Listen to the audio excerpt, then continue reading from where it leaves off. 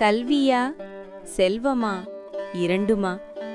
காமாட்சி அன்னை ஒரு காலத்தில் உக்கிரமாக தோன்றியதற்கு அவளின் இயல்பு காரணமல்ல.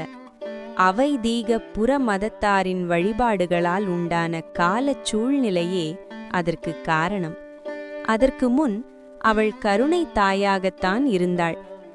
ஒரு பார்வையாலேயே மக்களின் விருப்பம் அனைத்தையும் நிறைவேற்றுவதாலேயே காமாட்சி என்ற திருநாமம் பெற்றவள்.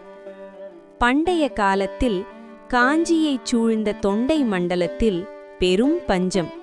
மக்கள் துயரத்தில் துடித்தனர். மக்களின் பாபமே இந்த பஞ்சத்திற்கு காரணம்.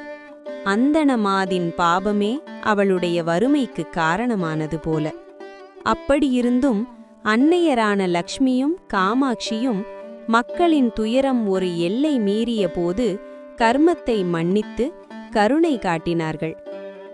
ஒரு அந்தண மாதுவிற்கு மட்டுமே லக்ஷ்மி கனகதாரை வர்ஷித்தாள் என்றால், காமாட்சியோ தொண்டை மண்டலம் முழுவதுமே அப்பகுதி மக்களுக்கென பொன்மழை பொழிந்தாள். ஆனால் பொன் மட்டும் போதாது. அறிவில்லாத கையில் செல்வம் சேர்ந்தால் அது அனர்த்தமே என்று நமது ஆச்சாரிய பெருமான் எடுத்துரைப்பார்.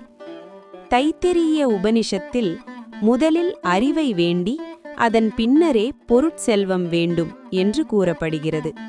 அதனால்தான் காமாட்சி அன்னை முதலில் மக்களின் இயற்கையான பாபப் போக்கையே நீக்கி ஞான செல்வமான பிராதிபஸ்ரீயை அலுப்பும் சலிப்பும் இல்லாமல் பெருமழை போலவே இடைவிடாது அருளினாள். அதன் பின்னரே தொண்டை மண்டலம் முழுவதும் கனகதாரை வர்ஷித்தாள். இந்த அபூர்வ விருத்தாந்தத்தை ஸ்ரீ மூக கவி பாடிய 500 அமுதப்பாக்கள் கொண்ட மூக பஞ்சசதி ஆதாரமாக நமது ஸ்ரீசரணர் எடுத்துரைப்பார். பொருட்செல்வமும் அறிவுச் செல்வமும் இரண்டும் பெற பாராயணம் செய்ய வேண்டிய ஸ்லோகம் இது.